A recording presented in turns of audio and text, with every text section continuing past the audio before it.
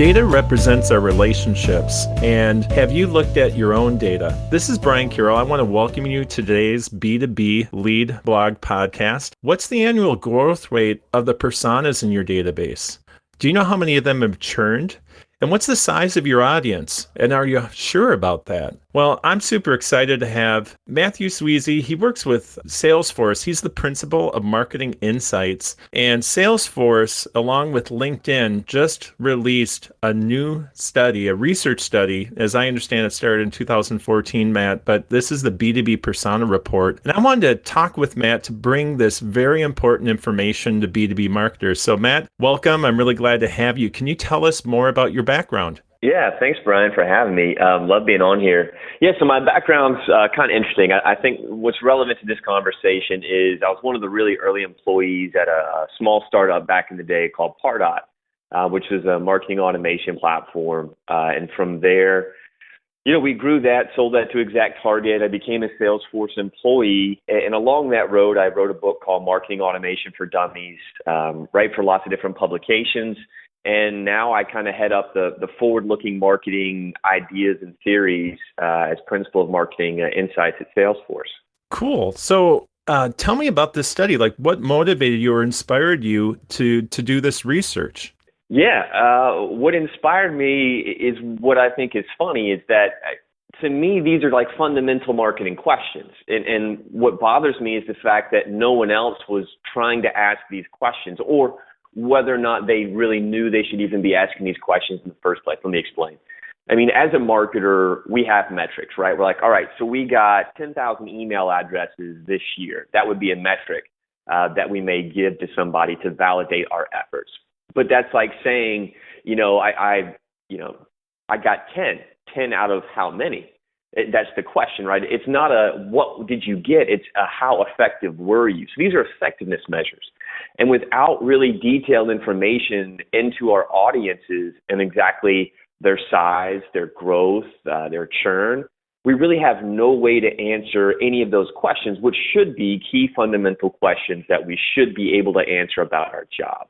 So that's what really kind of sparked this. And this idea started a couple of years ago when I really started to kind of get more into just really I wanted to understand the value of email better and really how do we value our email addresses. So just think about this real quick. And these are some generic numbers that I've calculated by really just looking at all the measures that are out there and kind of aggregating them together into one number. And when you look at about the average number that it costs a B2B business to obtain an email address, that is about $150. Now, when you then look at the $150 to obtain an email address, and when you then look at the average size of a B2B email database, the average size is 50,000. That's what a marketer has, not their addressable market. Let me be clear on that. So if you multiply those two things together, the marketer has a $7.5 million asset under their control, which is their email database, right? But yet and to be clear, that is the largest asset that a marketer owns, point blank. Now, when you then say that's the largest asset, and then you start to ask some basic questions on how do we evaluate it? How often does it churn? Anything like that. And there is no data that we can give you.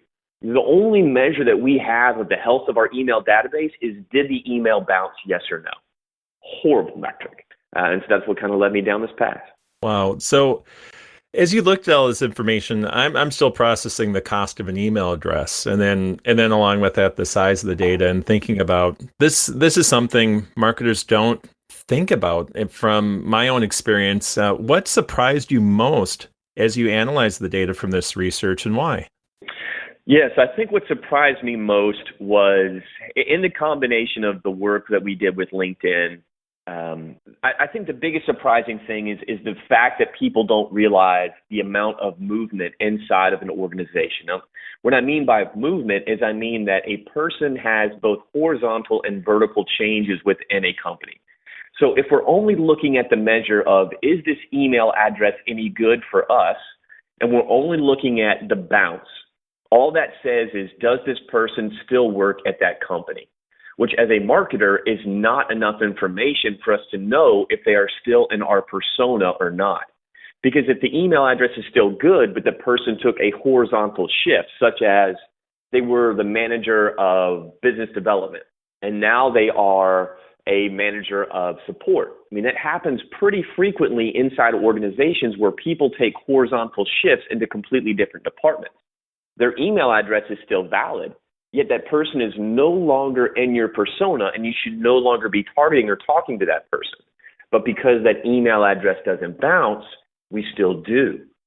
And so the fact of like horizontal and vertical movement was pretty powerful. The second thing that I thought was really fascinating was the idea of growth and the idea of churn. So one of the things that we often don't really think about is that our personas are actually a fluid set of people, right? It's different day to day, meaning that there are people that leave that persona completely. Hence, they were in this managerial role and now they're in a different department. They have just left our persona. And then there are people that enter that marketplace completely. So, that's the reverse, such as they were in support and now they moved over into sales, hence making them a part of our persona. So when you start looking at these growth and churn rates, what you see are some pretty large numbers, and they're all double digits. And what I want people to realize is the power of math, right? So if you think about this, right, if your database churns at an average rate of like 15% per year, that means your database is irrelevant if you don't continually update it in 4.2 years. I mean, that's the decay rate. Wow. Like, that's how quickly your email addresses become completely invalid. And if you think about this, how many of us have just had these databases forever and we're like, yeah, we had 50,000 emails, but that doesn't mean anything if, on average, they're churning at 15% per year. So each year it's declining in value by 15%. And you're not, it's just that whole mathematics of we forget that it's a fluid set is really what baffles me. And this data helps us determine just how fluid it is and then gives us a good measure to be able to say, all right, we lost 15% of our database this year, but we gained 30,000 email addresses, which we know is 15% of all the new people that entered the marketplace. I mean, so it gives us a much better way to evaluate our efforts and to actually understand this most valuable asset that we have. As I'm listening to you, I mean, the first things you were sharing blew my mind from a marketing standpoint, because you're right. We generally look at the health of our data based on do emails go through or not. And so many marketers are concerned about deliverability. But then let's check our own experience. Those of you in our listening audience, how many of you have had your job responsibilities change in the same company you're working with? And also, either you've been promoted, and that doesn't include the other companies. So, man, I'm thinking a lot about that, and just even in my own data and how I do marketing, because that is a whole nother dimension, vertical, horizontal. And then the other thing is I'm thinking about, okay, well, what do I do? And we'll get to that in a little bit, but I wanted to ask you, so your report really said that B2B marketing as we know it is fundamentally changing. Why is that? Oh, yeah. So there's a lot of reasons, but the main reason, and I don't want to go too far down this rabbit hole for two reasons. One, it can get pretty complicated pretty quick to explain in a few seconds. Yeah. And two, I've got a new book coming out that's being published by Harvard Business Press that really answers that question in complete detail. But to give you the answer in short, what you need to understand is the idea that we have of marketing was created in a limited media environment. So think about this. The idea of marketing has been around for a very long time. If you look at media and the media environment, really media has three fundamental aspects: creation, distribution, and consumption. Now, in the limited media era, there was only so much media that could be created, and it was only able to be created by those who had the capital to do so, which means businesses. Then there was the distribution of media, which had to go through a pre-existing distribution network, which meant you had to pay for it. So once again, distribution was limited to those with the capital, or i.e. businesses. That then funnels down to how much media exists in the marketplace, because you only have businesses who can create it and distribute it. So hence the entire media environment is pretty much a captive marketplace by businesses. You then take one step to the right, which essentially I prove out in my book when that step happens, and now we live in an infinite media environment where there is no longer a barrier to the creation or the distribution of content, equaling an infinite amount of content in the environment. And so what that means is all of the ideas that we have of marketing are created with the captive audience in mind. We no longer live in an environment where businesses are the sole creators and distributors of media. In fact, what we've entered is a world where they are the extreme minority rather than the predominant majority. And because of that, because we have an entirely new media environment, which means everything from just because you write a piece of content does not mean that someone will find it. You know, now we have so much content, we're using algorithms to connect people to content. Consumers are using algorithms to filter their content. And those algorithms are filtering out all of the crap that we used to make because there never was a demand for that content. It's just what we could produce. And because there was a captive audience with no recourse, it was accepted. But now there is a recourse and better options. The consumers are taking those better options. Hence, that's the underlying foundational reason why marketing is changing. Wow. And I'm as I was listening to you, I was reminded of a question. It sounds like if we took away our marketing or advertising, would our customers miss it? And no, they wouldn't at all. They hate it. And yes. ask yourself. I mean, here's the thing that blows my mind. If you read any report that looks at the marketing industry, I mean, Gallup put out the Trusted Professions poll, and they've done so for generations. They're not generations, I guess decades. I mean, advertising professionals are one of the least trusted professions.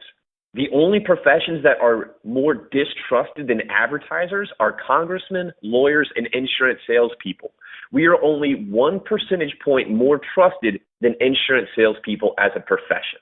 That's depressing. I mean, if you think about it that way, you're like, holy shit, why do we still do these things? Right. Well, we still do these things because we have such a long invested interest in the idea that it works. When it really doesn't work, it just worked because we were shooting fish in a barrel. They had no other recourse, right? And now that they do, we can see, I mean, here's one of my favorite things. So I'm not sure if you're familiar with Doc Searles or one of my favorite marketing books, which is called Clue Train Manifesto, which Doc is a co-author of with a bunch of other brilliant minds. I've read it. It's a terrific read.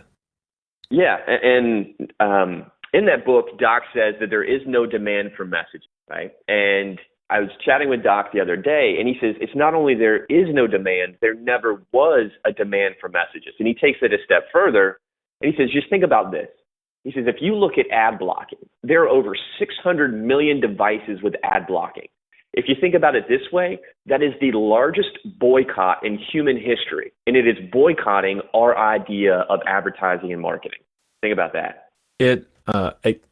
I can't wait to read your book. But as we deal with this, here's the now. And so I would love to talk with you. There's 5 areas that I saw brought up in the study. First of all, email. Every marketer touches email. And those who email are impacted by this research. So what can marketers do?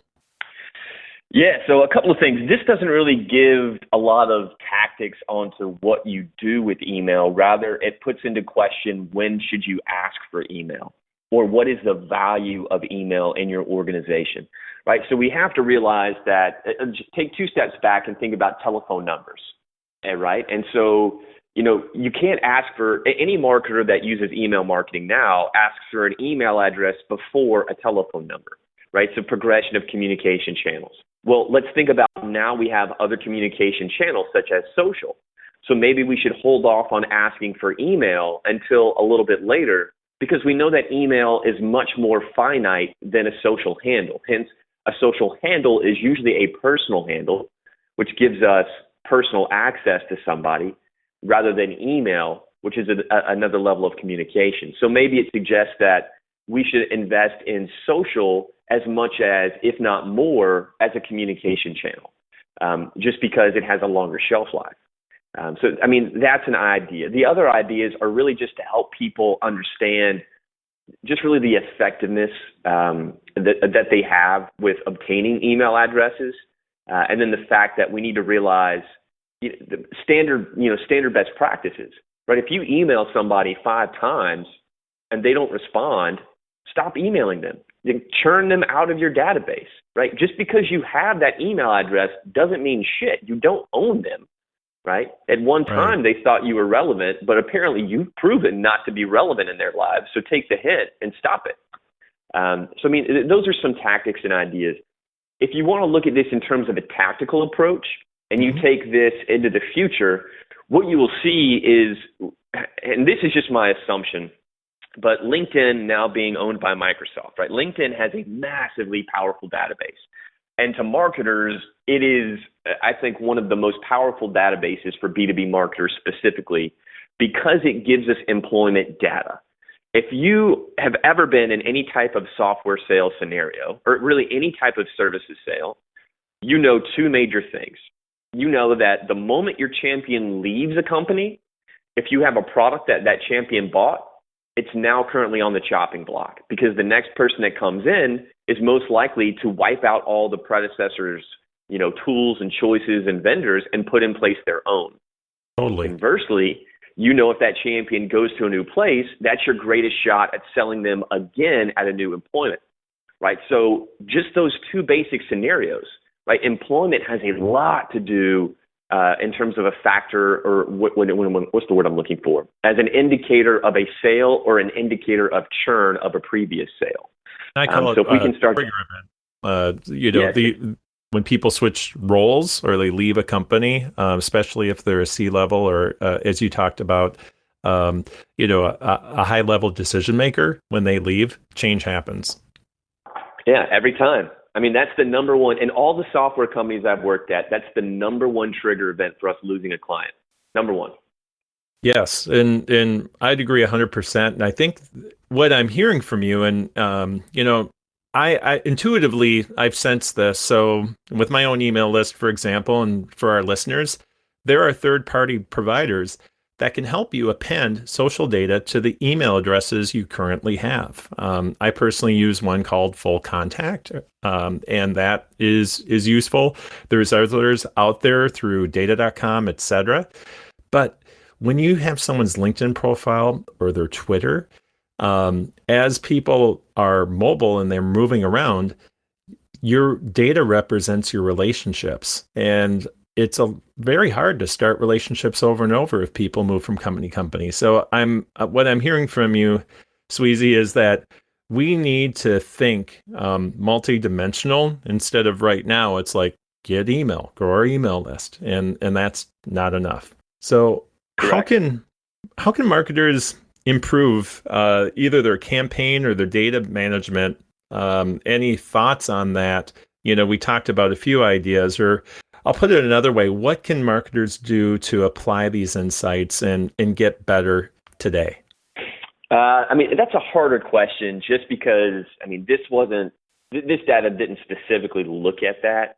But I think just the basic things that I've mentioned, if you, first off, realize the amount of churn in your database and be aware that, you're reporting a metric to your bosses that really isn't accurate. So if you say that, hey, I'm basing my performance on a 3% engagement rate with my email address, you really have a much higher engagement rate with your core demographic than you probably think, because most of those people in your email database probably aren't in that demographic or that persona anymore. So that's one way to think about it, right? By scrubbing out all these people, you actually can show your effectiveness a lot better, which is kind of crazy to think, but that's one.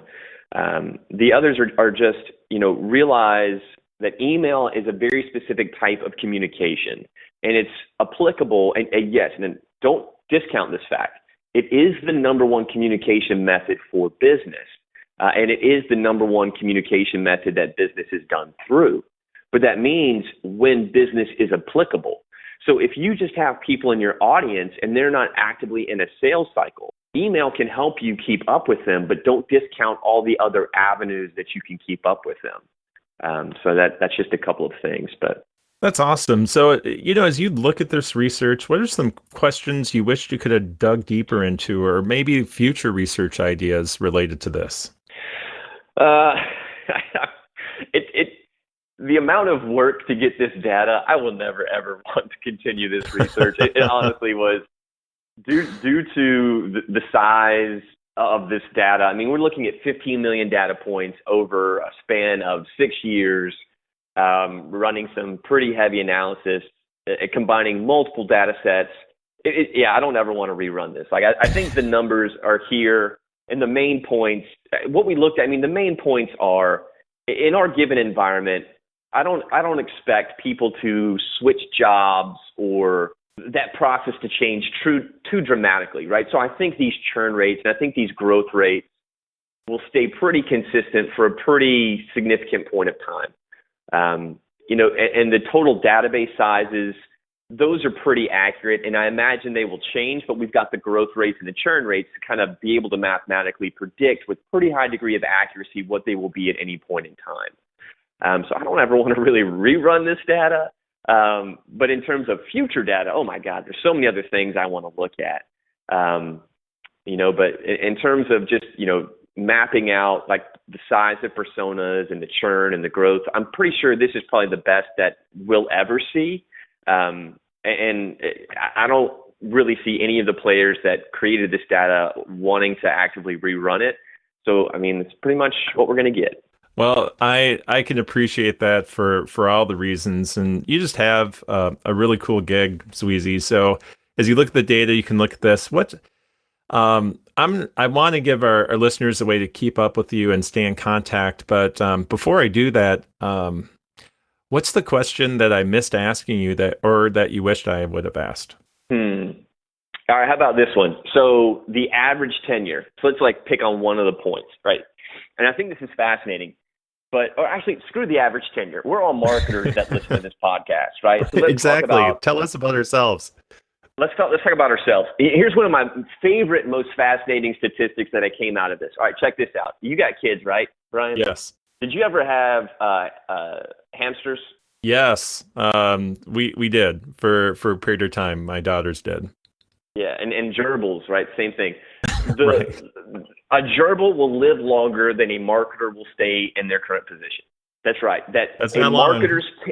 A marketer's tenure on average is 2.4 years. The average life cycle of a gerbil or a hamster or whatever is 3 years. Right. So we have so if you buy a gerbil and put it on your desk, right, it will live longer than you will keep your job. Crazy. Yeah. That's crazy. And by the way, and in comparison, how that compares with all other jobs, we are, on average, we have the highest churn rate of any profession, marketers. Salespeople are second. Marketers are first. Think about that. Again, we've always known that it's tough. It's hard. I mean, this is why I do what I do, is I want to help marketers do better. I want us to, and if we're moving, that we're moving for positive reasons. It is a challenging job, but also I love it because we get to learn so much and ongoing learning. But man, just hearing about that churn. And so I think for all of us out there, we got to get used to dealing with change. And because change will happen to us, including at our jobs, right? Yep. So what's the best way for people to stay in touch with you or to keep up with your research? Yeah, so it's funny enough, I'm easy to find. I took my first name, which is Matthew, and that first letter M, and threw it on my last name, which is Sweezey. So I am M. Sweezey on Twitter. And if you read that real quickly, I am Miss Sweezey for eternity on Twitter. And then SlideShare, I do a lot on SlideShare. Those are primarily the two places. I put most all of my research up on SlideShare, and I tweet every now and then. I'm not super active, but those are the two best places to catch me. And then I speak all over, so you're likely to go to a conference and see me or read some stuff I'm writing. I started writing for Forbes recently and some other places. Fantastic. Well, I always love talking with you, and I learn a lot. I'm sure our listeners and readers have as well. And thanks again for joining us. No worries, man. Thanks for having me.